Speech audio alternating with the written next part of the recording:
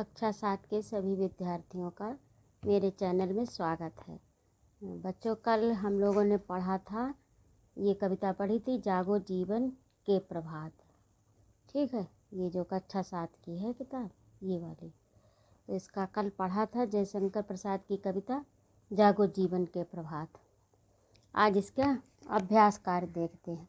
अभ्यास कार्य में क्या है, प्रश्न, ये शब्दार्थ है। पहले तो प्रभात का अर्थ है सवेरा, चेतना और जागरण के लिए कविता में प्रयुक्त है। वैसे तो कवि प्रभात का अर्थ सवेरा होता है, लेकिन इस कविता में जागरण के लिए प्रयुक्त हुआ है। वसुधा पृथ्वी, हिमकण बर्फ के कण ओस, क्षोभ दुख, अरुणगात लालिमा युक्त शरीर, लालिमा यानी लाल, तम नैनो ताराएं अंधकार के नेत्र रूपी तारे, किरण दल किरणों का समूह, मलयवात सुगंधित हवा, रजनी रात, कलरव पक्षियों का चहचहाना। ठीक, अरुणाचल पूर्व दिशा, चल रही बात यानी चर्चा हो रही। ठीक है, इन्हें आप अपनी अभ्यास पुस्तिका में लिखिए और इनको याद करिए। ये तो आपका काम है, इसे याद करिए। ठीक है, ये कुछ विशेष नहीं है। तो आगे देखते हैं इस पाठ से। कविता में जीवन का जो संदेश छिपा हुआ है, दिए गए विकल्पों में उसे छांटिए। तो क्या है, सूर्योदय के लिए, जीवन में नई आशा का संचार करने के लिए, मलयवात का आनंद लेने के लिए। तो इन तीन में कौन सा सही लग रहा है आपको? आपने इसका भावार्थ समझा है तो आप समझ गए होंगे, ये खा वाला सही है। ठीक है, फिर कवि ने प्रातःकाल पृथ्वी पर ओस कणों को क्या कहा है? तो क्या कहा है ओस कणों को? क्षोभ के आंसू।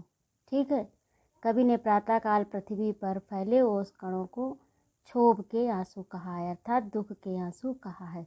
ऊषा द्वारा ओस बटोरने का क्या आशय है?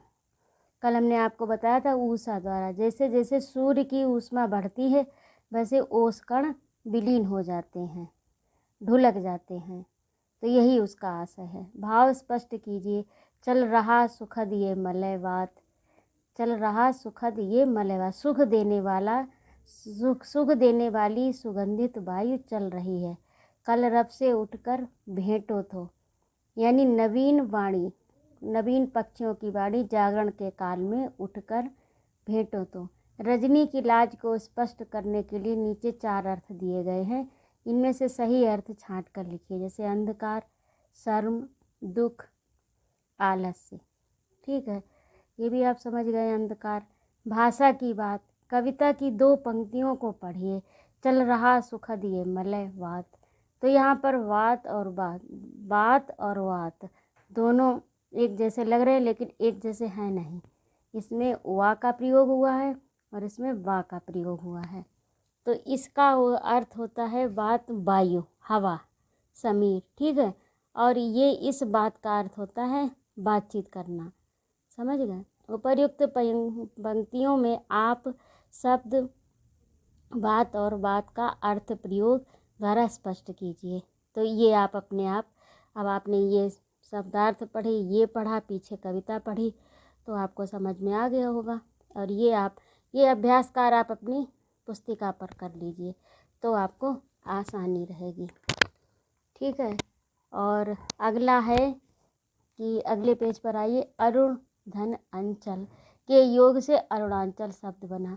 इसी तरह नीचे लिखे में अंचल शब्द को जोड़ कर लिखिए। तो हिम में अंचल जोड़ेंगे तो क्या होगा? हिमांचल। उत्तर में जोड़ेंगे तो क्या होगा? उत्तरांचल। और पूर्व में जोड़ेंगे तो पूर्वांचल, सोनांचल, कोयलांचल, नीलांचल। ठीक है, इसे भी आप समझ लीजिए और अपनी पुस्तिका में लिख लीजिए।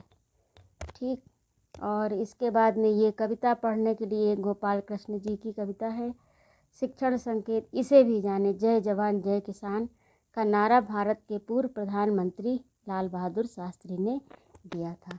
तो ठीक है बच्चों, ये पाठ जो है अब यहीं पर समाप्त होता है, प्रथम पाठ। इस पाठ में कोई भी जिज्ञासा हो, कोई भी प्रश्न हो, तो आप मेरे कमेंट बॉक्स में अवश्य लिखिएगा। ठीक है, और अगले वीडियो में मैं उपस्थित होती हूँ पाठ 2 राजधर्म लेकर। तब तक आप इसे पढ़ लीजिएगा। जो आप पढ़ लेंगे तो उसे समझने में आपको आसानी होगी और फिर इसका यह अभ्यास कार्य हम करा देंगे। ठीक है, इस वीडियो में इतना ही। स्वस्थ रहिए, सानंद रहिए, खूब ज्ञानार्जन करिए। जय माँ भारती।